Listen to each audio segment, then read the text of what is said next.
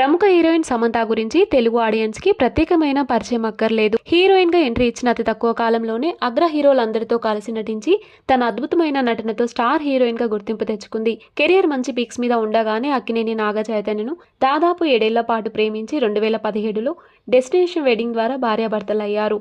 ఇక ఆ తర్వాత అన్ఎక్స్పెక్టెడ్ గా వీరిద్దరూ డైవర్స్ ప్రకటించిన విషయం తెలిసిందే. రీసెంట్ గానే నాగ చైతన్య పర్సనల్ లైఫ్ లో మూవ్ ఆన్ అయ్యాడు. సోషల్ మీడియాలో చురుగ్గా ఉండే సమంత డైవర్స్ మయోసైటిస్ తర్వాత కాస్త విరామం తీసుకుంది.